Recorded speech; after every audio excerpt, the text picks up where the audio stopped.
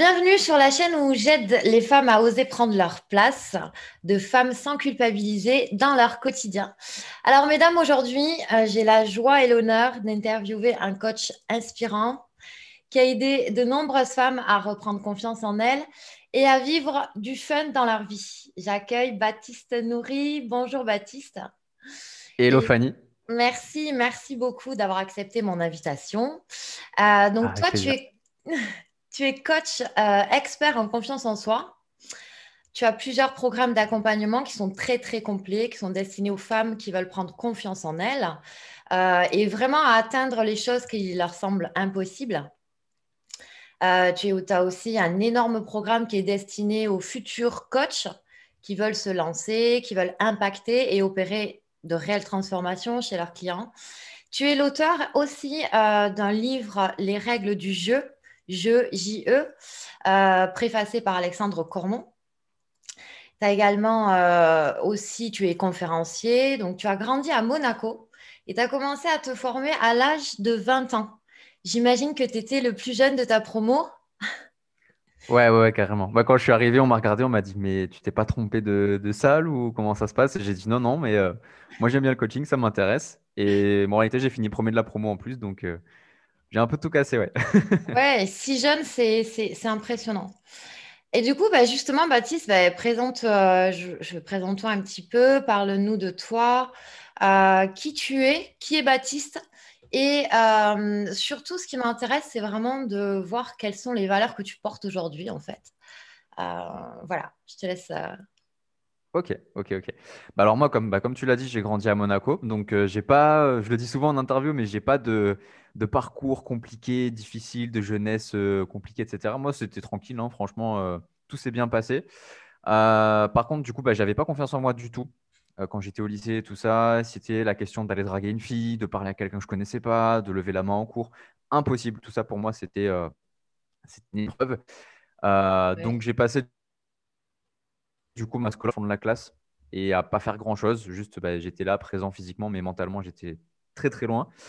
Et au final, je passe mon bac et j'ai 10-30. Donc je me dis, ok, 10-30 au bac, c'est chaud pour les études supérieures parce que je vais galérer. Donc je Mm. pars en fac de psychologie. Première année de fac de psychologie, mention assez bien. Donc je me dis, ah, finalement, ça va, je peux peut-être me rattraper ou quoi. Donc je continue. Deuxième et troisième année, c'est un carnage. Je fais deuxième année, j'ai 10,05. Donc je me dis, ok, l'année prochaine, soit ça passe, soit je me plante et je ne sais pas quoi faire de ma vie. Donc ça passe. Et l'année d'après, j'ai 9,96. Et je me dis, putain, un 4 centièmes, ça fait chier quand même de ne pas pouvoir passer en master et tout ça. Et du coup, je vais voir la dame de l'administratif, en fait. Je lui dis, est-ce que c'est possible de me laisser l'année pour 4 centièmes? De toute façon, je vais m'arrêter là, juste pour avoir un diplôme et être bankable sur le marché du travail, en fait. Et elle me dit, ah non, mais quand on est mauvais, on est mauvais.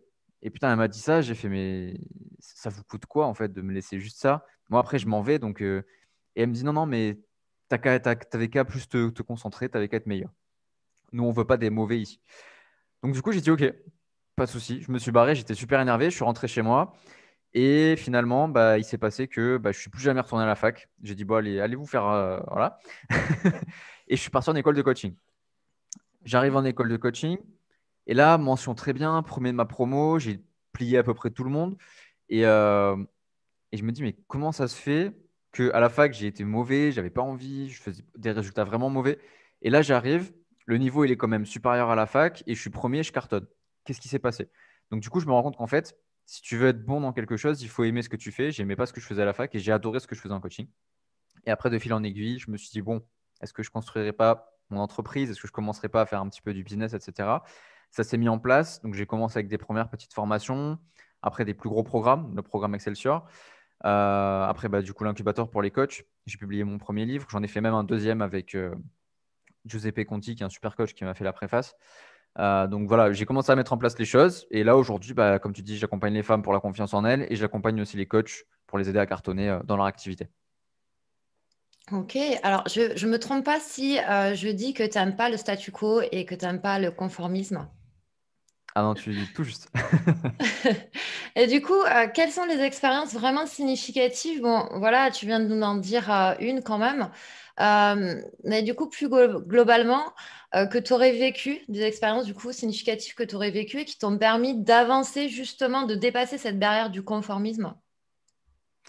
Bah déjà, il y a une rupture amoureuse. Ça, c'est un moment qui a été super important dans ma vie parce que bah, à la fac encore et j'avais déjà un pote qui me disait, ouais, il faut que tu lises des bouquins d'entrepreneuriat, c'est super intéressant, tu peux vivre de ta passion et tout.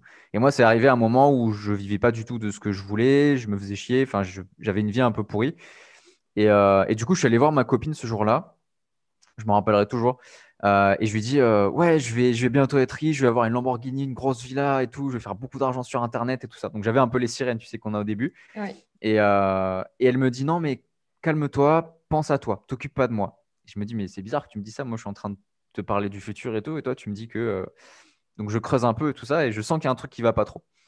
Et une semaine après, la rupture au bout de 3 ans, et je me dis, putain, fais chier quand même, j'étais trop content et tout, et là je me suis fait couper mon élan. Et en fait, je me rappellerai toute ma vie. Il était 3 heures du mat, j'étais dans un petit escalier dans Monaco, une petite ruelle perdue. Et je me suis dit, à partir de maintenant, il était 3h22 du matin. À partir de maintenant, chaque décision que je prends, je pense à moi en premier et ensuite je vois pour les autres. Et depuis, bah, j'ai démarré mon entreprise et tout ça. Donc ça, c'était vraiment l'événement qui a fait que j'ai dit, allez, maintenant, je pense à moi. Et Ouais. pour les personnes qui nous écoutent, justement, j'appuierai sur ça, c'est d'abord penser à soi pour ensuite pouvoir correctement penser aux autres. Yes, c'est tout à fait, ouais. Du coup, c'est vrai que la confiance en soi, c'est pas inné. C'est considéré comme un pilier majeur de la réussite. Bon, peu importe le concept qu'on met derrière la réussite. Et moi, je suis assez admirative de la confiance que tu as en toi, que tu dégages de manière assez très naturelle, en fait. Du coup, quelles sont les étapes que tu as traversées, toi, pour gagner confiance en toi? Et du coup, ensuite, selon toi, quels sont les piliers de la confiance en soi? Bah, je pense que c'est assez relié à la connaissance, c'est-à-dire que quand tu commences, et c'est le cas pour beaucoup de personnes, que ce soit du niveau David Laroche qui est ultra connu, au petit coach pas connu du tout qui démarre, Mm, au début, tu sais pas que tu sais pas. Donc, mm, tu sais pas que tu n'as pas confiance en toi, tu sais pas que tu as peur, tu sais pas que tu as des croyances limitantes, tu sais pas que tu as des blocages, jusqu'au jour où il y a une crise. Donc, cette crise, moi, pour moi, ça a été la rupture. Pour d'autres coachs, et souvent, il y a des ruptures, j'en entends beaucoup parler. mm. Euh, il y en a, c'est une faillite. Il y en a, c'est un divorce. Il y en a, c'est une blessure physique. Il y en a, voilà, il y a énormément de choses comme ça. Il y a la crise. Et à la crise, il y a une prise de conscience qui se fait où on se rappelle en fait qu'on existe et on se dit, ah, mais si je commençais à penser un petit peu à moi. Donc là, on comprend qu'on sait qu'on ne sait pas encore. Mm. Et on se pose la question de, OK, qu'est-ce que j'ai besoin de savoir? On commence à se former, on achète un petit livre. Donc souvent, on va commencer par Olivier Roland, par les 4 accords Toltec, par voilà, les bouquins qu'on connaît tous. Mm. On découvre un petit peu ça, on se plonge un petit peu dans le dev perso, dans la confiance en soi.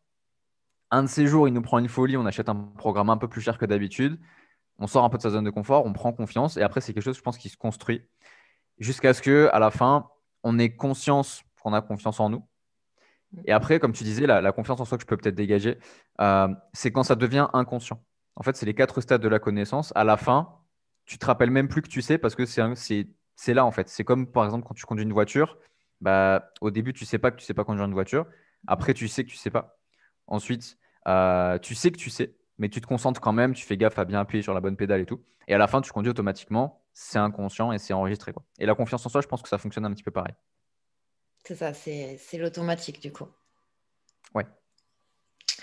Ok, alors quelle est la leçon qu'on n'apprend pas justement à l'école, que tu as enseigné la vie, tu vois, avec un petit peu à la dure, du coup que tu peux nous enseigner là, avec le recul. Alors là, tu me lances sur un sujet, je pourrais passer 3 heures dessus, parce que voilà, l'école, elle nous apprend vraiment pas grand-chose d'utile, à part le théorème de Pythagore, mais à la limite, moi, je m'en suis pas encore servi, hein, j'attends toujours. Euh, je Moi dirais aussi, je te déjà, il y rassure. a il y a un peu la partie déjà argent. À l'école, on t'apprend pas à gérer ton argent. Et pour moi, l'argent, c'est énormément lié à la confiance en soi aussi, parce que si tu sais pas gérer ton argent, tu es désorganisé et tout, je me rends compte que les gens qui sont pas organisés sur l'argent, ils sont pas organisés dans leur vie tout court. Donc, il y a cette partie d'argent, utiliser intelligemment son argent, etc. Il y a la partie relation aux autres. On n'apprend pas à valoriser l'autre, on apprend à être en concurrence avec lui, alors qu'on pourrait être en coopération avec lui. Moi, je me rends compte quand j'ai des coachs que j'accompagne qui viennent me dire, ouais, j'ai peur de tel concurrent, machin. Je leur dis, mais non, ça, c'est des partenaires potentiels. Contacte-les, fais un truc avec eux, mais ne te mets pas en adversité avec eux. Donc, il y a vraiment cette idée de transformer la compète en coopération. Il y a la question de l'argent, comme je te disais. Et après, il y a la question euh, de conscience de soi. C'est-à-dire qu'on ne devrait pas avoir besoin d'un choc dans sa vie pour apprendre à grandir. On devrait justement encourager ça. C'est pour ça que j'aime bien, par exemple, les cours Montessori. Parce que Oui. eux, ils t'apprennent justement à développer la créativité, le rapport à l'autre. Il n'y a pas cette histoire de mettre des notes 0/20. Ça veut dire quoi, en fait? Ça veut rien dire sur l'individu. Donc, ouais, refaire franchement l'éducation nationale, ça prendrait mais des années, ce serait super long. J'ai fait un podcast là-dessus d'ailleurs, mais voilà, je pense qu'il y a beaucoup, beaucoup de choses à changer à ce niveau-là. Yes, on est d'accord. Selon toi, Baptiste, qu'est-ce qui fait la différence entre une personne qui se sent bien dans sa vie, qui est épanouie, et une personne qui subit, qui a la sensation de subir la vie, de subir la société, de subir le contexte? Tu parlais de l'environnement tout à l'heure. C'est quoi la différence entre ces deux personnes selon toi? Je pense que déjà, c'est la capacité à s'écouter et à appliquer ce qu'on se conseille à soi-même. C'est-à-dire que quand tu es triste ou que tu n'es pas bien ou que tu ne te sens pas en confiance, c'est qu'il y a une partie de toi qui a envie de faire quelque chose et une autre qui te dit non, mais le fais pas parce que c'est dangereux, c'est cher, c'est flippant, c'est problématique, ça va générer du conflit, tu vas être jugé par les autres. Et en fait, les gens qui écoutent cette petite voix qui casse un peu les burnes, bah, ils restent bloqués. Et puis, il y a ceux qui se disent eh ben, je vais essayer, je vais y aller quand même et je vais voir ce qui se passe. Et si tu es un petit peu dans cette optique d'expérimentateur, là, tu peux prendre confiance en toi et tu peux kiffer. Par exemple, un exemple très récent que j'ai aujourd'hui, c'est que j'ai un pote, ça fait au moins 5 ans qu'il me charrie en me disant allez, saute en parachute, t'as pas le courage de le faire et tout. Bon, comme tu le sais, du coup, je me suis inscrit, je vais faire mon saut en parachute. Alors, j'ai super peur. Parce que le soir, je dors pas bien. Je me dis, putain, le parachute, il s'ouvre pas. Je vais stresser dans l'avion, je vais stresser dans la voiture pour y aller. Je vais pas être bien. Mais je me dis, qu'est-ce qui se passera quand je serai arrivé au sol et que je dirai, c'est bon, je l'ai fait? Bah, sentiment d'accomplissement. Je pourrais faire un post sur Facebook où je dirais à mes clients, voilà, je l'ai fait. Donc, si je l'ai fait, vous pouvez le faire aussi. Et il y a plein de bénéfices, en fait. Donc, c'est une question de se demander, qu'est-ce qui se passe au-delà de la peur? Donc la personne qui est malheureuse, elle regarde le malheur, mais elle ne regarde pas ce qui peut se passer derrière. Tu prends quelqu'un qui... Je me rappelle, j'avais choqué une cliente sur ça. Elle avait des problèmes en relation amoureuse. Elle me disait, mais à chaque fois, je me dispute, à chaque fois, je suis jalouse, à chaque fois, ça se passe pas bien, etc. Et à chaque fois, il y a une rupture, et moi, je supporte pas la rupture, donc je me mets plus en couple. Et je lui dis, mais c'est quoi les bénéfices, en fait, de la rupture? Bah, à la fin, tu gagnes de la liberté, tu te ressens sur toi-même, tu peux créer des nouvelles relations, tu peux gérer ton temps un petit peu mieux comme tu veux, tu as plus d'argent, enfin, il y a beaucoup plus de choses cool. Et la personne, elle me dit, mais en fait, je m'étais jamais posé la question de en quoi c'est magnifique une rupture. Donc, aux personnes qui aujourd'hui nous écoutent et se disent, mais moi, j'ai pas confiance en moi, c'est en quoi c'est cool. Il te reste encore tout à faire quand tu n'as pas confiance en toi, tu as encore tout à apprendre, tu as plein de trucs à découvrir. Moi, franchement, je me rappelle du premier jour où j'ai découvert un livre de dev perso, le sentiment que j'ai eu, genre, waouh, c'est un nouveau monde. Bah, ce sentiment-là, je le revivrai jamais parce que c'est fait, je l'ai déjà vécu. Mm. Et la personne qui n'a pas confiance en elle, elle a ce bénéfice encore de découvrir ça. Donc, il y a du bénéfice de partout. Et ceux qui ont confiance en eux, c'est ceux qui arrivent à chercher le bénéfice, même dans ce qui peut sembler très, très noir. Donc voilà. Ouais, génial, génial, génial. J'adore cette réponse. Qu'est-ce que tu penses du concept de la vocation? Tu sais, ces personnes qui cherchent, qui se sentent pas bien, qui se sentent perdues et qui cherchent leur mission de vie, tu sais. Qu'est-ce que tu penses de ça, en fait? Je pense que c'est un peu un traquenard.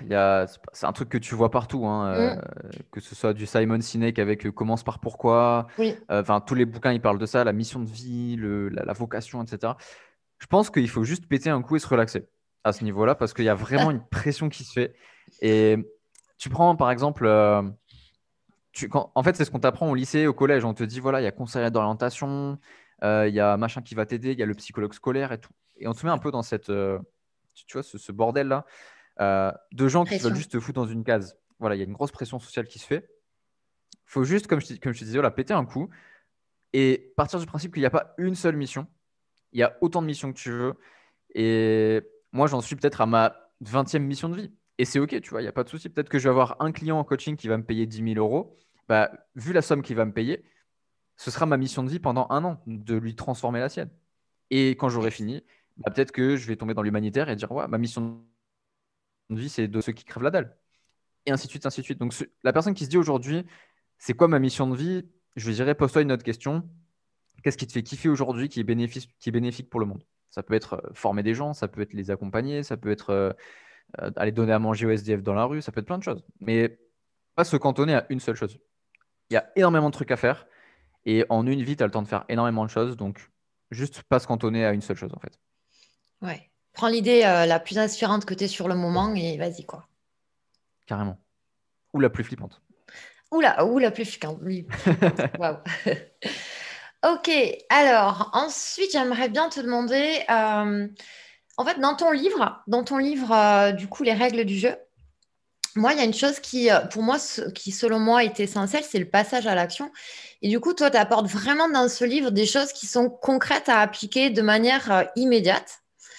Qu'est-ce que tu pourrais dire du coup aux personnes, enfin aux femmes surtout parce qu'on s'adresse beaucoup aux femmes là, qui sont bloquées justement pour passer à l'action, qui ont du mal à passer à l'action? Qu'est-ce que tu pourrais leur Bah, conseiller? en fait, le passage à l'action, ce qui fait que les gens passent pas à l'action, c'est qu'ils pensent que le fait de ne pas passer à l'action, ça les maintient en sécurité. Sauf qu'en fait, quand tu passes pas à l'action, tu te mets encore plus en danger parce que ne pas prendre de décision, c'est prendre la pire décision. C'est-à-dire que tu veux lancer ton entreprise, par exemple, ou tu veux juste travailler sur ta confiance en toi. Tu veux te payer un coach en confiance en soi, par exemple, et tu apprends que le coach, il est à 3500 balles. Voilà. Moi, je dis ça parce que c'est mes prix actuels. Mm. Tu as la personne qui va se dire, bah, je passe pas à l'action parce que c'est trop cher, ça fait trop peur, machin, machin. Quand tu creuses un peu, généralement, la peur, c'est juste une peur qu'on a au fond, qui est là depuis longtemps, peur de l'injustice, peur de se faire tromper sur le coaching, peur de machin, peur de trucs. Et Mm. en fait, bah, c'est encore plus compliqué de rester dans ta situation actuelle à long terme plutôt que à court terme se faire mal. Si tu vas aller courir un marathon, bah, tu as celui qui va se dire je vais pas le faire, au moins je suis tranquille dans mon canapé. Donc il va être tranquille sur le moment. Et tu as celui qui va dire je sors 200 euros et je vais aller mourir sur 42 km. Ce sera inconfortable pour le mec qui vient de payer. Mais dans 6 mois, le gars qui a couru le marathon, il a de l'expérience, il a du vécu, il a passé un grand moment, il a accompli quelque chose. Et celui qui est sur le canapé, il est tranquille, hein, mais il n'a pas bougé et il n'a Mm. pas progressé. Donc en fait, c'est une question court terme, long terme. Si tu as une Ouais. vision court terme, tu fais partie de ceux qui agissent pas. Mais si tu vois plus long terme, généralement, tu fais partie de ceux qui se bougent un peu le cul. Ouais. Mm. Ouais, c'est le piège de la satisfaction à court terme. Carrément. Mm. Le pire dans la vie, c'est d'avoir des regrets et de ne pas agir justement. Donc, qu'est-ce qui provoque des résultats différents selon toi entre une personne qui agit et qui a des résultats et une personne qui agit et du coup qui n'en a pas? C'est quoi la différence? Alors, je pense que c'est une question de radar. C'est-à-dire que dans ta vie, au moment où t'en es, quel que soit le moment, bah, tu as un radar où tu as des gens autour de toi, tu as des connaissances sur tel ou tel sujet, voilà. T'as une zone que tu connais. Et en fait, les gens qui agissent mais qui n'ont pas de résultat, c'est des gens qui restent dans ce radar, qui se disent, je connais cette personne, donc je vais continuer à parler avec elle. Mais qui se disent pas, je connais pas ce mec-là qui a 15 000 euros par mois facile dans son business, mais je vais pas lui parler parce que je pense qu'il est inaccessible ou je pense qu'il est compliqué à contacter, etc. Et à mon avis, les personnes qui ont des gros résultats dans leur vie, c'est ceux qui prennent des décisions qui sont toujours en dehors du radar et qui se disent bah, je vois pas du tout où je vais, je sais pas comment ça va se passer, je sais pas qu'est-ce que je vais en tirer, mais je vais essayer, je vais voir ce qui se passe. Et je me rends compte que moi, à chaque fois que j'ai une croissance, que ce soit personnelle, professionnelle, sentimentale ou quoi que ce soit, je suis allé là où je ne serais pas allé habituellement. Je parle à des gens à qui je ne parle pas d'habitude. Je fais des dépenses que je ne fais pas d'habitude. Je vais à des endroits géographiquement où je ne vais pas d'habitude. Et en fait, ce qui est loin de mes habitudes et qui me challenge, je sais que là, je vais grandir et que je vais avoir des résultats. Parce que tu ne peux pas résoudre un problème au même niveau auquel tu l'as créé. Mm. Et c'est pareil pour une pensée. Je crois que c'est Einstein qui disait ça. Yes. Donc voilà, c'est une question d'aller chercher là où tu n'es pas encore allé. Parce que de toute façon, tu as déjà cherché autour de toi ce que tu voulais, tu ne l'as pas trouvé. Donc autant aller chercher là où tu ne vas pas habituellement. Et je pense notamment aux gens qui se disent ouais, je cherche du gratuit sur Internet, on peut tout trouver gratuitement. Sauf que si on pouvait tout trouver gratuitement, tu aurais déjà trouvé à un moment donné. Et c'est un truc que tu retrouves beaucoup. C'est un peu le syndrome du lampadaire. C'est le mec qui fait tomber sa paire de clés en pleine nuit, les clés de sa voiture. Et en fait, il cherche là où il y a la lumière du lampadaire et pas autour. Et du coup, il trouve pas ses clés. Mais il se dit ouais, mais moi, je cherche parce que je vois ici. Sauf que tes clés, elles sont peut-être juste à côté. Mm. Donc c'est un peu ça. Si tu veux aller chercher les clés, tu vas là où il fait un peu noir tu tâtonnes, tu tombes, tu peux tomber, tu te fais un peu mal. C'est pas grave. Au moins, tu trouves tes clés, tu rentres chez toi. Yes, et tu prends l'expérience. Ouais. Exact. Ouais. Ok, qu'est-ce que tu penses de la loyauté familiale? Alors, tu sais, l'impact de l'entourage, du coup, enfin, il y a un peu de notre responsabilité aussi face à ça. Pour toi, c'est quoi? C'est une question de positionnement, d'affirmation de soi, de confiance, de posture par rapport à son entourage pour sortir de là? Alors, la loyauté familiale, c'est une bonne question. Euh, je pense que c'est aussi un piège quand tu débutes parce que ta famille, dans une famille où tout se passe bien, ta famille t'aime. Et quand une famille t'aime, elle te protège. Donc, elle t'évite le danger. Sauf que la croissance, c'est là où il y a du danger, justement. Mm. Donc, en fait, ta famille va t'empêcher de croître pour te garder en sécurité. Donc, il faut accepter, sur les premières années, en tout cas, quand tu commences à faire des choses inconfortables et inhabituelles, de dire à la famille, je vais faire ça, je vais vous faire peur, je vais me mettre en danger, mais c'est pour moi et j'en ai besoin. Si ta famille, elle est OK avec ça, pas de souci. Maintenant, généralement, c'est pas ce qui se passe. Généralement, la famille, elle dit, mais non, mais lance pas ton entreprise, te mets pas avec ce garçon, fais pas ceci, fais pas cela. Bah, faut accepter de pas forcément couper les ponts, mais juste pas répondre, faire ce que tu as à faire, parce que de toute façon, ta famille, elle te croira pas tant que tu n'as pas des résultats concrets à lui montrer. En fait, moi, c'est quand j'ai lancé mon entreprise, j'ai eu super peur parce que je me disais, mais mes parents, qu'est-ce qu'ils vont dire? J'ai quitté la fac, j'ai pas de travail, j'ai pas d'argent non plus. Comment est-ce que je vais faire pour leur dire, bah, j'arrête tout et je crée un business sur Internet? En plus, eux, leur génération, tu leur dis faire de l'argent sur Internet, mais ils te rigolonnaient, tu vois. Mm. Et, euh, et pendant 1 an, 2 ans, j'ai galéré, j'ai ramé. Un jour, je suis allé voir mes parents, je leur dis, voilà, j'ai fait 97 euros sur Internet, trop content, tu vois. Et ils me disent, mais tu vas bouffer combien de temps avec 97 euros? Et je leur dis non, mais bientôt je serai millionnaire et tout, je vous jure, machin. Bon, je suis toujours pas millionnaire, hein. Et en vrai, c'est plus important pour moi. Mais maintenant, euh, je suis très bien payé pour ce que je fais. Je vis de mon activité depuis un petit moment maintenant. L'argent, il tombe quasiment tous les jours sur mon téléphone. Donc, je montre à mes parents, je dis voilà, regardez, 97, 97, 97. Et ça tombe, ça tombe, ça tombe. Mais j'ai jamais eu ce que j'attendais en fait de mes parents, parce qu'il faut pas avoir d'attente envers sa famille de toute manière. Je leur ai juste dit voilà, les résultats sont là. Qu'est-ce que vous avez à dire maintenant? Et ils ne peuvent plus rien me dire à part bah, félicitations, bravo, etc. Tu vois. Et là, maintenant, j'ai carrément amélioré ma relation avec ma famille, en tout cas les gens qui sont importants pour moi dans ma famille. Et aujourd'hui, ils m'encouragent. Et ils ont vu par mes résultats que je peux aller encore plus loin. Donc, pour quelqu'un qui est un peu dans ce piège de la loyauté familiale, oser casser cette histoire de loyauté. On n'est plus au Moyen Âge, c'est OK de se disputer de temps en temps, c'est OK d'avoir des ruptures de temps en temps. Mais après, quand tu reviens avec tes résultats, tes parents, ta famille, ton copain, n'importe qui, ils seront fiers de toi, ils seront contents et ils seront de ton côté. Et ils ont toujours été de ton côté, c'est juste qu'ils sont un petit peu maladroits. Et en plus, ce qui est bien, c'est que derrière, selon les résultats que tu as, bah, tu peux aller toucher un petit peu les faiblesses de ta famille par tes résultats. Et eux-mêmes vont se bouger, se dire putain, il a révélé un truc en moi et je vais pouvoir le faire. Et je vois mes parents qui se dépassent, par exemple, sur des trucs auxquels ils n'auraient jamais pensé avant. Par exemple, à la base, mes parents ils regardaient beaucoup la télé. Maintenant, c'est mon père qui me dit, vas-y, éteins-moi cette télé, je veux pas avoir ces conneries, tu vois. Alors qu'à la base, voilà. Donc vraiment, c'est une question de montrer par les résultats. Ouais, et tu les as inspirés du coup. Exact, ouais. Du coup, comment on fait pour transformer un entourage, tu as répondu quand même un petit peu, mais je ne sais pas si tu peux aller plus loin, un entourage négatif en entourage positif, quand ça va Bah, au-delà de la déjà, famille. ouais. Alors, au-delà de la famille, l'entourage, moi, je pense que la sévérité, c'est la solution par rapport à l'entourage. C'est une personne qui est toxique. Déjà, il faut. Alors, déjà, la première chose, c'est fixer les règles. C'est te dire, OK, c'est quoi pour moi une personne toxique? C'est quoi pour moi une personne qui m'aide à aller plus loin? Une fois que tu sais déjà concrètement, c'est bien de l'écrire, ce qui est bon pour toi, ce qui est pas bon pour toi, c'est plus facile déjà de dire, lui, il est toxique, lui, ça va, lui, machin. Ensuite, savoir que 100% des gens que tu fréquentes, ils ont une influence sur toi. Surtout ceux que tu dis, eux, ils n'ont pas d'influence sur moi. Ça, c'est le danger, tu vois. Donc, vraiment faire gaffe à ces gens-là. Moi, j'ai eu des potes où justement, c'est des gens qui sont neutres, tu vois. Ils me coûtent rien. Du moins, c'est ce que je croyais. Parce que c'est pas des gens toxiques, ils sont très sympas et tout. Ils font des trucs bien dans leur vie. Mais ils m'apportent rien. Et parce qu'ils m'apportent rien, ils me coûtent. Ils me coûtent en temps, ils me coûtent en argent, ils me coûtent en énergie. Donc, quand tu sais ce qui est toxique pour toi, soit tu vas voir la personne et tu lui dis, écoute, il y a ce comportement chez toi que j'apprécie pas, avec lequel je ne matche pas. Je te demande pas de le changer, mais sache que si tu continues ce comportement-là, je vais couper les ponts parce que j'en ai besoin. Alors, soit la personne, elle va se braquer, elle va t'engueuler, elle va dire, ouais, mais t'es un connard de faire ça, machin. À ce moment-là, tu sais qui t'as affaire et t'as rien perdu. Soit la personne, elle va se remettre en question, elle va se bouger, elle va changer un petit peu des comportements et elle va s'aligner à toi. Et là, il n'y a pas de souci.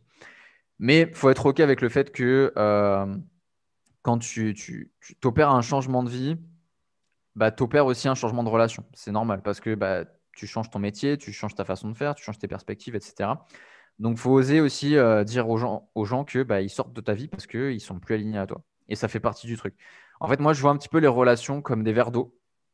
Et c'est-à-dire que tu imagines que tu as 5 verres d'eau.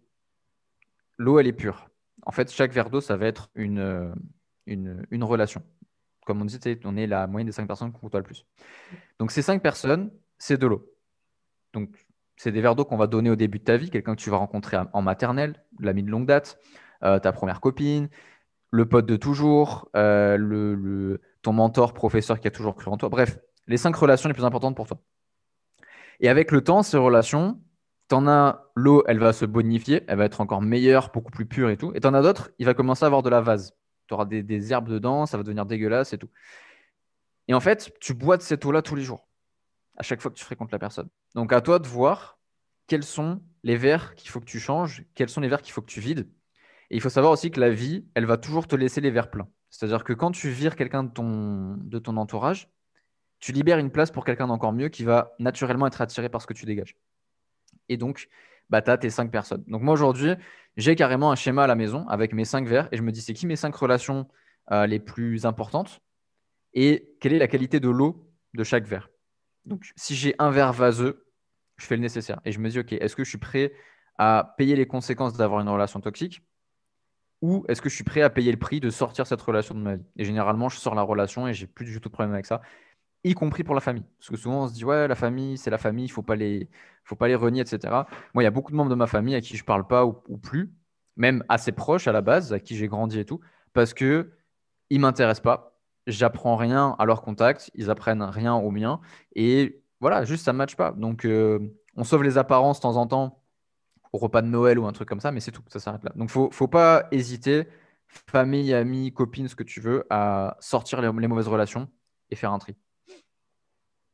Yes. C'est cette Voilà. espèce de peur de perdre aussi les gens qui bloque les personnes à lâcher quelque chose avec la sensation que du coup, ce sera du vide après. Alors qu'en fait, il n'y a pas de vide. C'est tout neuf. Exact. Ouais. Ok. Dis-moi, quel est le livre qui t'a le plus impacté dans ta vie et pourquoi?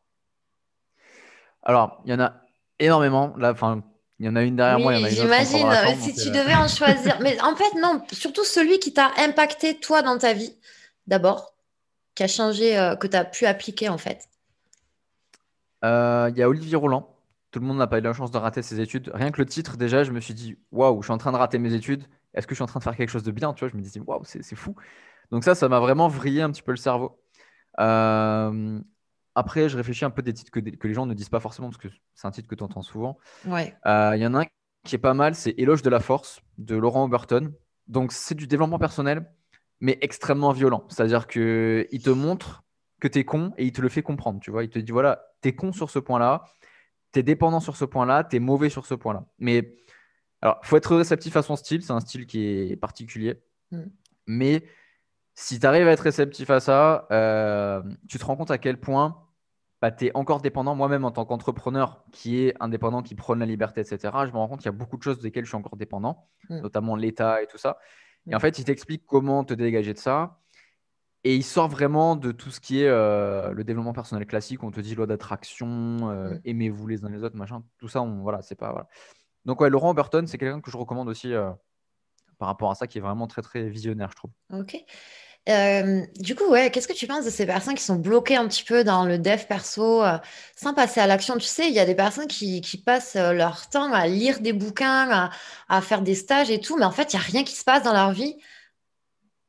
Tu vois, Tu vois ce que je veux dire? Ce genre de personnes qui sont tout le temps en train d'apprendre des choses et tout, et finalement qui passent. C'est quoi qui fait que leur vie, elle change pas en fait? Bah, j'ai eu une cliente comme ça en coaching, justement. À chaque fois, le soir, elle m'envoie un message, elle me fait ah, j'ai lu tel livre, j'ai vu telle vidéo, j'ai fait telle formation. Et généralement, tu te rends compte que dans leur emploi du temps, il y a un créneau formation. Tu vois, ils te disent ouais, je fais 1 heure de business et pendant 5 heures, je me forme. Ils se forment, ils se forment, ils se forment. Donc, les mecs, en fait, ils deviennent des bibliothèques. Et moi, la cliente que j'ai eue, je lui ai dit écoute, pendant un mois, tu vas fermer tous tes bouquins, tu vas arrêter toutes tes formations, tu vas plus suivre personne. Tu vas fermer ton compte Instagram et tu vas juste faire des choses sur Mm. ton business qui vont te faire avancer toi. Et en fait, elle bug, elle me dit, mais merde, je sais pas du tout quoi faire en fait. Et on en a parlé, du coup, on a creusé un peu le truc. Donc, je te résume 1 heure en 1 minute. Mm. Euh, Elle me dit, en fait, je me rends compte, c'est une stratégie de fuite. Donc, les gens qui sont dans ce Mm. truc-là, de se former, se former, se former, stratégie de fuite, syndrome de l'imposteur, peur de pas être à la hauteur, et un beau petit micmac de tout ça. Mm. Et au final, bah, c'est leur manière à eux de se dire, j'avance, de se donner bonne conscience. Et, euh, et en fait, c'est un peu une boucle parce que tu te formes à fond, donc tu as les connaissances, tu les appliques pas, donc tu fais pas grand-chose, donc tu n'as pas de résultat. Et parce que tu n'as pas de résultat, tu penses que tu te formes pas assez. Donc tu continues à te former. Et la boucle, et la boucle, et la boucle. Et au final, tu n'as pas de résultat. Tu sais tout plein de choses. Et si tu t'appliquais genre 5% de ce que tu sais, Mm. putain, tu serais millionnaire, tu vois. Donc, euh, donc ouais, les personnes qui sont bloquées dans ce truc-là, je leur dirais juste arrête de te former tout de suite. T'en sais déjà assez. Vraiment, tu sais déjà tout ce qu'il faut savoir là aujourd'hui. Là, ce qui te manque, c'est le passage à l'action. Et ce serait en gros, sors une feuille et note les 5 choses que tu as à faire cette semaine, que tu vas faire cette semaine, et juste fais-les, quoi. Mais voilà, ça, on retourne un peu sur cette notion de l'importance de se bouger, de passer à l'action, quoi. C'est ça. Euh, on retourne un petit peu sur les livres. Si tu avais un livre à offrir à un proche, parce qu'il a un concept fort pour toi, ce serait lequel? Bah, ce serait le mien, mais le deuxième, c'est Ouais. Livre Questions, ça s'appelle. En gros, dedans, bah, tu as 100 questions Oui. qui te poussent en fait à réfléchir. C'est un peu un bouquin où bah, il y a 30 pages où c'est moi qui écris parce que je t'explique le concept.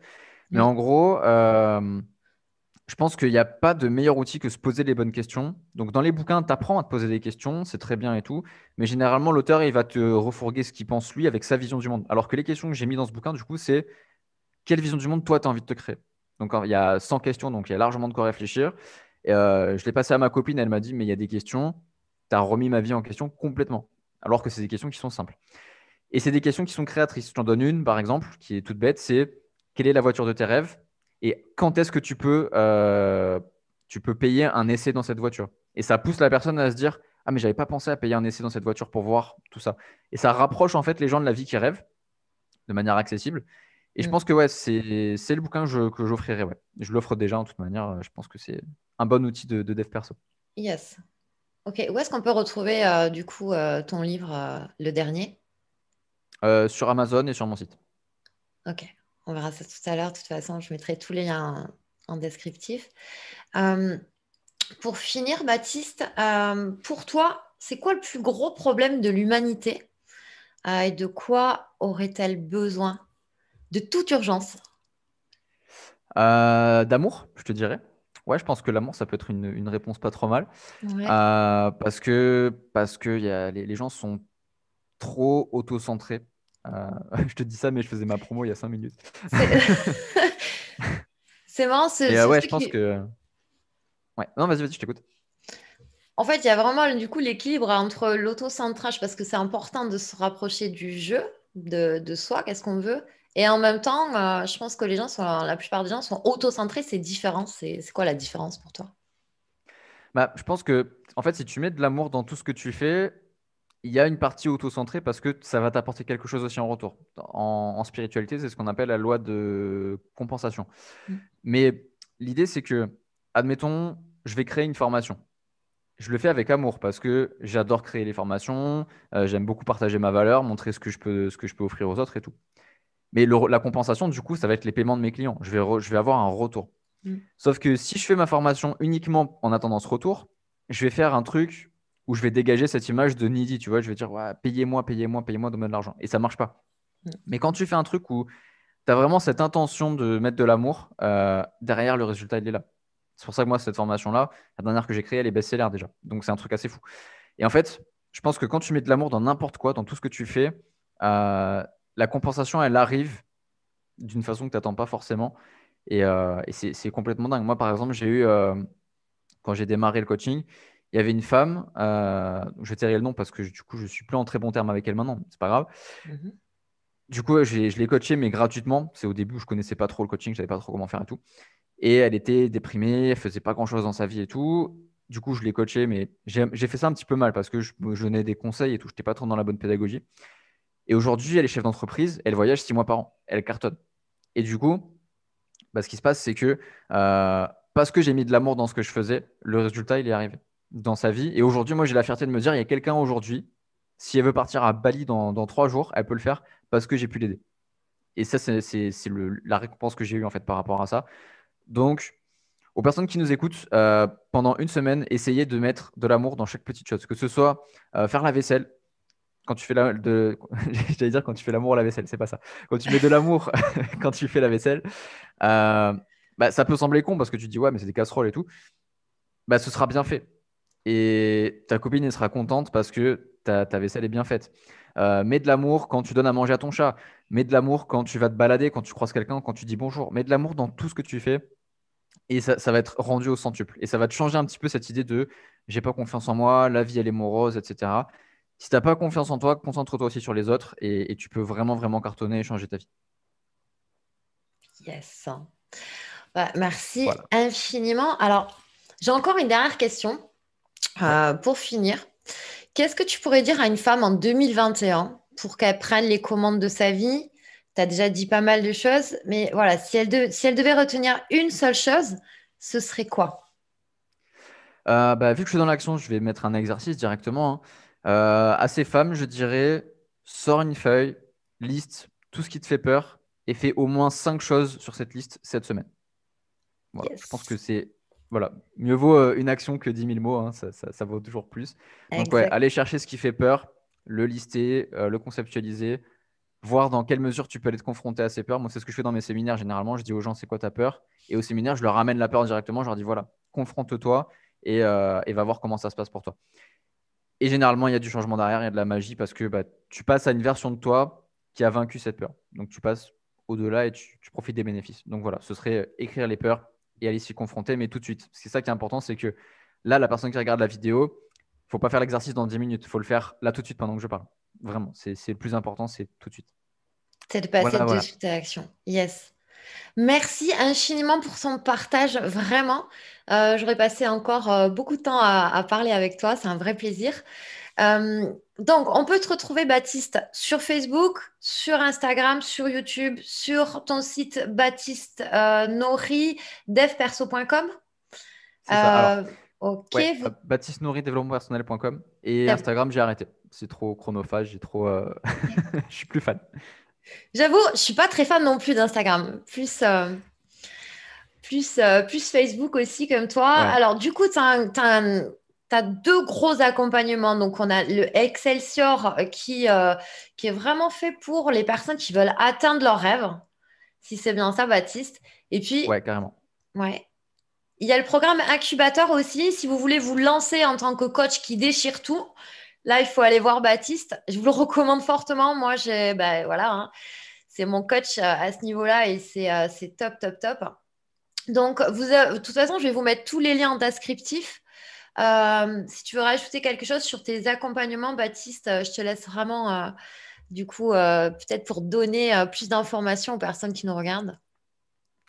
Bah, en vrai, regardez les témoignages. C'est Yes, les clients qui parlent le mieux c'est vrai, c'est vrai, des c'est vrai. accompagnements. Ok, Donc voilà. ok, bah, je te laisse le petit mot de la fin, une petite inspiration pour terminer. Ah, passez à l'action. Passez à l'action. Yes, passer à l'action. Merci beaucoup, Baptiste. Avec Au revoir plaisir. à tous. Je vous dis à très très bientôt et voilà, bye bye bye. Ciao, ciao.